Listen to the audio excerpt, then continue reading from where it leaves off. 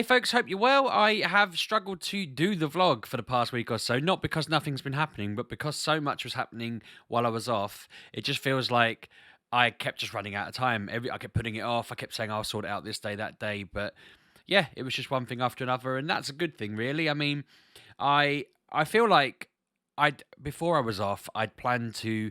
I thought, right, 2 weeks off. I'm just gonna make loads of videos, and then I've got to admit, when I got into it.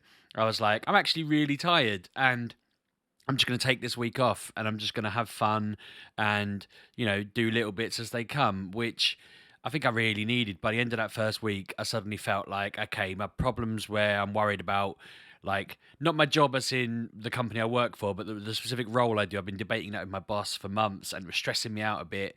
And having a bit of a week away from thinking about it, I started to think, do you know what? We'll sort it out. We'll clarify what I'm doing, that kind of thing. So it felt like that kind of shrank a bit in my head. That problem went away.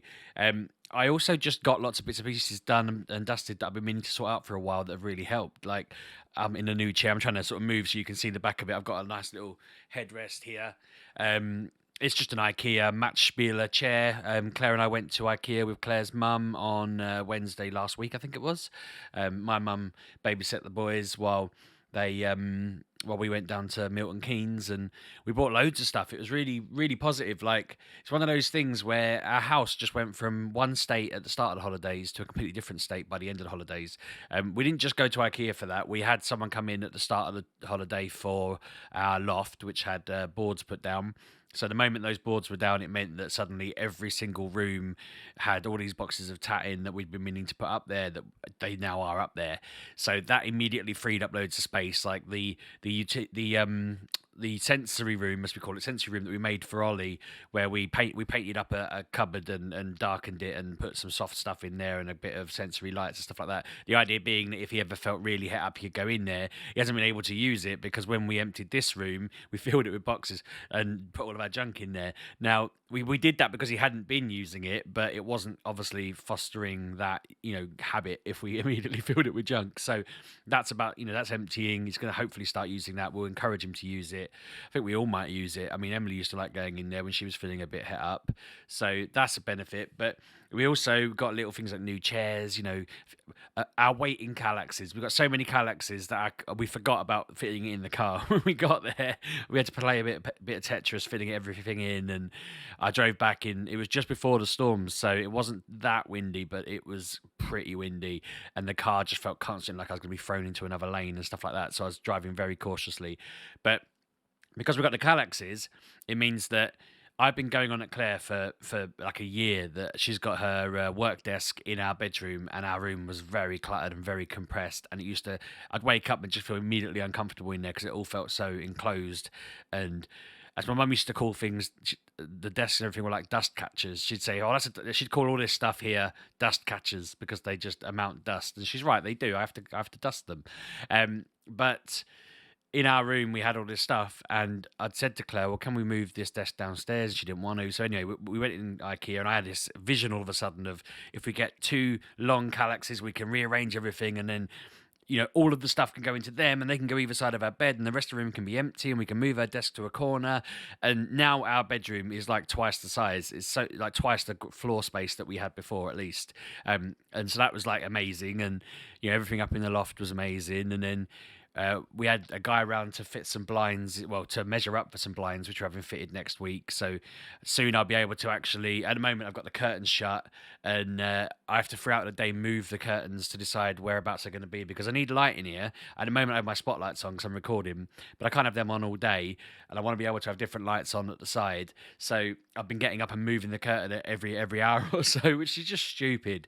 But when we get these blinds, I can have them open at different levels and maybe just block the middle bit where the sun is and all of that. And it'll be just right. So yeah, I feel like our house has just massively gone up a level over the time off, and all of those things happen to be happening on days where I should be vlogging and talking about stuff, and yeah, we haven't been able to do it. Instead, I've just been knackered from doing that, but a good knackered, the kind of knackered where you're tired but you sit up until 2 a.m. watching JoJo's Bizarre Adventure and stuff like that, which is basically what I've been doing, which has been very fun. I've really enjoyed myself. I also feel like, so I think I mentioned this on a vlog. I saw a tweet about an invitation to a group online that I joined, and I wasn't really sure what to think. It was like a creative group for autistic people, and I thought, okay, yeah, that'll be interesting. I'll join that. That'll be fun, and I feel really, really comfortable in there. They're such nice people, and it's really, really lovely, and so I've spent the 2 weeks. I think I joined that. It must have been right before the holiday, like the Friday or something. And I've had 2 weeks where I've just been off and chatting in there throughout the day. But it's really, really helped to the point where like I started writing my book again. I haven't touched that in ages. I realised I hadn't touched it in like 2 years. I might have mentioned this on a vlog before, but we were chatting and I said, look, I haven't even opened the file. I don't even know whether it got ruined when my Mac got splashed with blackcurrant. When Emily drowned my laptop, I didn't know whether I'd lost my file altogether or whether it still worked. So they were like, well, open it. And I was like, well, I don't really want to open it in case it's corrupt and then I've lost my file. And they were like, well, you kind of need to open it to find out. So I opened it and it worked. So I was like, yes. So, I mean, every day, like I've been opening it, doing a little bit of niggling at it, replacing a few words, changing a few sentences, trying to write out the plan. And part of me's sat there doing the same problem I always do with this, where I started writing it as a book. And well, no, I started designing it as a graphic novel, and then I was speaking to someone who was going to help me draw it. But then I kind of felt really awkward because it was like, well, how are we going to fund this? I'm not really sure how it's gonna work, and I kept umming and ahhing about what to do. So at that point, we didn't do anything in anger. I just kind of stopped. We just stopped talking about it. So then I started just writing it on Scrivener, which is like a fancy word processing document thing for writing books, and just planning it out. And I've got the however many chapters it is in there, 30 odd, maybe not quite 30 chapters, but yeah, I started writing it, and then it's been years and years of me just writing it bit by bit by bit, and I was kind of like, I only wrote it so that I could get it out of my head, because when I don't write it, and at the moment, because it's in my head, it's just there all the time, and I keep thinking, oh, this would be cool, that would be cool, what if I did this? And I thought, if I write it all down, then eventually I'll either finish the book and I'll start editing it and it will be a book, or I'll come up with some sort of plan where someone can be like, right, I'm a graphic artist, I can do this. And it's hard, isn't it? I was sort of sat there talking to Claire the other day, saying, at some point I'd really like to just start making up, saving money, and then just find someone willing to draw it. Just be like, and being in this group's helpful, because hopefully there'll be an artist in there who I can be like, you're really good at this. I'll ask you how much you would need, and we'll make a plan, and whatever. But I know that's slightly getting carried away, but I really want to do it. I feel like if I got to my deathbed and I hadn't released this as a book in some kind of way, I'd be very disappointed in myself. And if it all flopped massively, then I wouldn't really care. I got it done. Do you know what I mean? I don't think it will, but I'm not going to be on my deathbed going, I shouldn't have done that. I'd be on my deathbed going, that was pretty cool. And yeah, that's how I feel about that. So that's been nice. Just chatting to people in there has been nice as well. I had a bit of a vent about how I, have a problem with not knowing what to talk about with my boss about work, clarifying my role and that kind of thing. I have no idea where I stand with that, and we had some good chats about that. That's been really good for just getting that off my chest. I feel like it's just been a really good group for my mental health in general. I'm really pleased I joined it, because it's just, I think the first couple of days somebody literally was like, I'm working at some company and I'm qualified to teach, and I shouldn't basically they were talking about going back to cover teaching and stuff like that to cover the bills and that, and they were like, that's my backup, that's what I need to do. And I was like, I'm not going to do that. But it's insane thinking you're in exactly the same position. Like, what are the odds of that even being down to the fact that you're qualified to teach, down to the fact you're working at a company which wasn't your plan. And yeah, it was interesting just chatting to them and being like, we're not in that bad of a boat. Like, there's people out there who haven't got jobs and stuff like that, who are struggling to get on the job ladder and that kind of thing. And I know there's different ages and stuff like that, but it was just good to know other people were feeling the same, and I wasn't just on my own with it. So that was nice. I'm just having a look down my list, sorry, because I can't remember what else what else I've got to talk about. I was talking in there about the EHCP stuff. I know I already did a vlog about that, but it's been a massive relief knowing that we can figure out a plan with schools. I'm currently looking at that further and just making sure that we are on the right page and everything. And funnily enough, I think I don't know if I spoke to Ollie after the vlog, but on the way home from school that day, I was chatting to Ollie and I said, well, we talked about what you want to do when you leave school, and he was like, I want to go to such and such school. That's where my friend's going. And I was like, well, funnily enough, that's the school we were talking to them about. So the one we wanted Emily to go to, um, he wants to go to because his friends are going there. I think one of his friends, his best friend, probably won't. But I've got a bit of an awkward. I mean, this isn't really a question because I kind of know the answer. It's none of my business. Is ultimately the answer, but his best friend is so like him, it's unreal. And I kind of want to ask his mum if they've had any kind of diagnosis, but I don't want to insult her. If not insult her, that's the wrong word because it's not an insult. But I don't want to. I don't know her, so I don't want to upset her. I don't want to be like, oh, has he been diagnosed or whatever? And she'd be like, what are you talking about? And then it turned out that she didn't think he needed to be. But I kind of want to know because if he has, because Claire didn't know, and I asked her, and she was like, I don't know. But if he has, then I kind of want to tell them that they can apply to the same school, and like, but then I don't know. Part of me doesn't want to do that, and then it turns out the way I've been told it is there's not a finite amount of spaces or anything. It's like the school get told these are these children who want to come here. We will pay you extra for them to come here. Do you feel you can meet their needs? And the school can go, well, yeah, we can meet their needs, and actually, we want the extra money because that all goes into funding other tools and stuff that'll be useful, and they'll bring them in.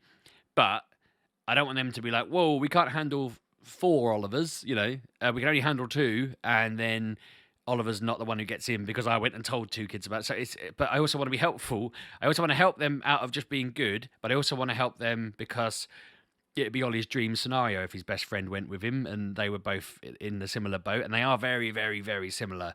Like, I know this because I was picking Ollie up from school all the first week before he went on holiday, and every day his friend would come out of class first and he'd be properly like just moody Oliver, because Oliver would come out in a really good mood and he'd be like, hello, Daddo, and he'd be giving me a cuddle and putting his arms around me, trying to climb up me, whatever. Just I get him in a headlock. We were laughing because I walk him out of school in a headlock, basically. Like, we talked about it on the HCP video. Like, he's TA, so he doesn't like being touched. And I was like, I'm surprised you say that because when he comes out of the door, he basically moves his arm under my arm, and I just walk with him in a headlock to the car. And sometimes he'll come out of the headlock to chat to me a bit if he wants to say something, or if he's reacting to something I've said. But for the most part, he's just in a headlock all the way to the car, giving me a hug. And she was really surprised that he liked that. I think it's probably just comfort levels, isn't it? But he's happy and he's in a good space. Whereas I feel like his friend comes out and he's really angry and he's like, "Where have you parked?" And I want to walk this way with Oliver, and it's all a little bit like he's het up. He's really stressed about everything and he's worried about everything. And I'm not saying that they're not meeting his needs or anything like that. I don't. I feel like I got to be careful that I don't want to sound like I'm casting any kind of aspersions. It just really reminded me of Oliver when he used to come out and be like, "Oh, I didn't want you picking me up. I wanted to be picked up by so and so," because maybe he's not been given all the information that we have to give Oliver that we do by default now. We kind of explained to him, I'm picking you up. The day that I parked at the front, which I always do, he said, can you start parking at the back? You always park at the front, because he's used to that, but he knows his friend parks at the back and his mum parks at the back. So he was like, I want to walk with my friend. And I'm like, that's fine. I'll start doing that. But then I parked like, there's an alleyway that goes left or right, and I parked to the left because I got there late, and his friend had parked to the right. So the next day I left early to park to the right, and his friend had parked left.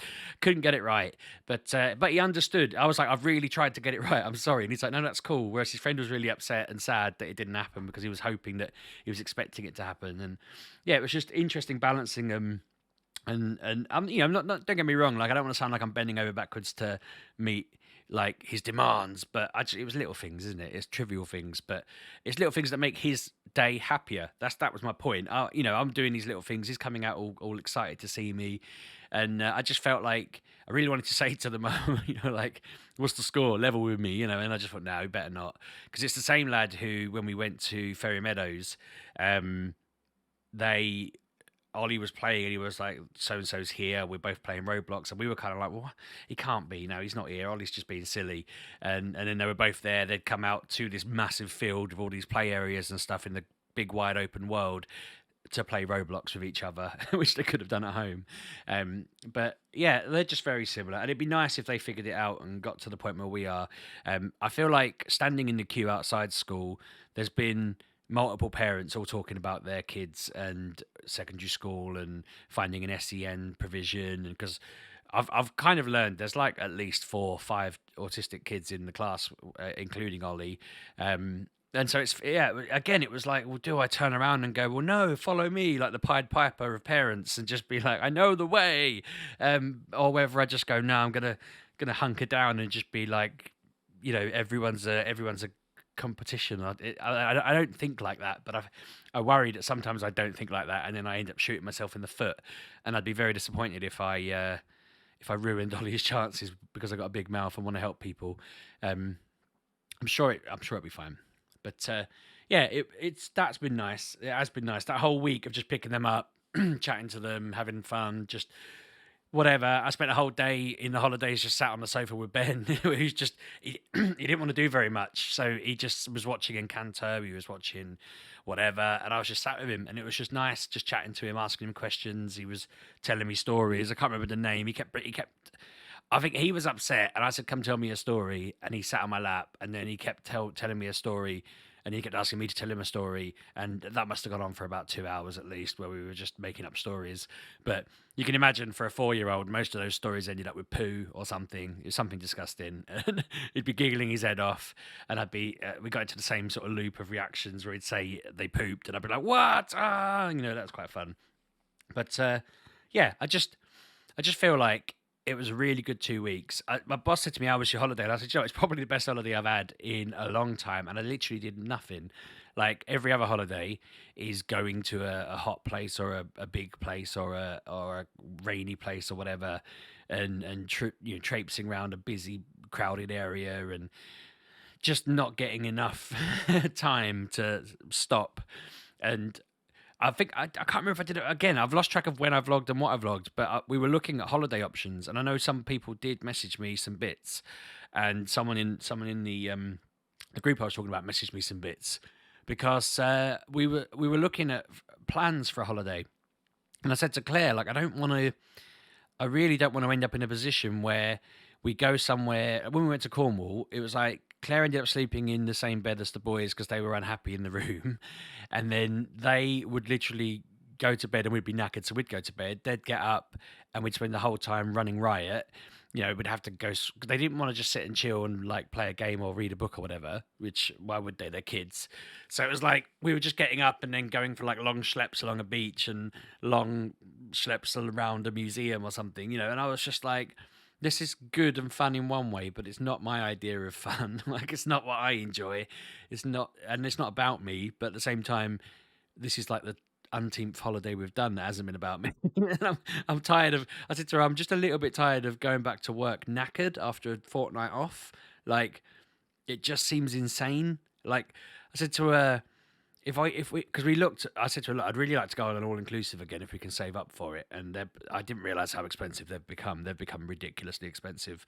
I think when we went on holiday about 6, 7 years ago, I think a couple of grand got us like a 10-day trip all inclusive in a hotel with all the food and drink, and we went on little boat rides and stuff while we were there. But it was quite chilled.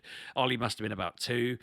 Emily was old enough to go and play and everything and have fun up the front while we had a beer, and it was just nice. But 5 of us now going, the prices are in excess of like 4 or 5 grand, and I sort of said to Claire, I don't think we can afford that at any time soon. Like if we were to do that, it would be late next year if a lot of stars aligned, if not the year after. It's kind of one of those. I said to her, well, look, I'll see how the next few months go at work, and I'll just have to get on on the grind, seeing what I can do. But I don't think it's feasible. And I was like, that sort of holiday would be nice. But even then, I imagine it'll be a different kettle of fish because we're still balancing a lot of different needs from different generations of our family now. Like they're all different ages, aren't they? And what interests Emily doesn't interest Ben, and what interests Ollie doesn't interest Claire and Emily, and it's complicated like that. So I don't know. It's just a headache and a half at the moment because that's the thing. Claire wants to sort it, but I mean, I really like the fact that I just got to just be free for a couple of weeks. Claire kept going, I don't want to spend 2 weeks at home over summer, and I'm like, maybe you need to do it the way I did it. Maybe you need to force yourself to have a week where you do very little except just meeting your needs, because she gets knackered too, bless her. And I think it's because she always feels the need to make holidays this big event. And it is mad. I don't understand why we all do it. I know we all like to do fun things, but I'm not the only person. I know a lot of people who come back going, "I'm knackered. I could do with a holiday from a holiday," and I'm like, "Yeah, it's because we try and squeeze everything into that 2 weeks." But yeah. So other than that, I'm excited because after the 2 weeks, and I'm not going to go into the details of these now, but because of the 2 weeks I've had off, because of the brain space I've gained, because I've joined this group and I've been chatting to lots of people and lots of creative people, not only have I got my book going, but I've also got two other projects that I'm working on that I'm excited about, and I'm working on them. I'm working on one with one person and then one with four other people, and I'm just really excited. They're going to be awesome. The people that I'm working with are spectacular, like genuinely awesome. I'm slightly anxious that they're like sort of up here, absolutely amazing, and I feel like I'm not down here in the rock bottom, but I'm not at their level, and I'm like seeing myself as the weak point, thinking, I've really got to pull out all the stops. But I have faith we'll do a good job. Do you know what I mean? I do have faith in myself enough. I'm just anxious, I think is probably the best word. I committed to doing these things, and then I was like, oh, why did you do that? You're rubbish. And it was like, no, I'm not rubbish. I know I'm not rubbish. Yeah, I don't want to be the person who gets any of it like held back or let down. I'm going to make the effort, and it's going to be good. It's going to be amazing. I'm looking forward to showing you all and being like, yeah, I worked on this. This is something I did, and you'll all be like, cool, nice one, Sheepdog, and yeah, that is it. So this is the back on the horse vlog. I'm back to the normal routine. I'll do a vlog on Thursday, assuming nothing gets in the way between now and then.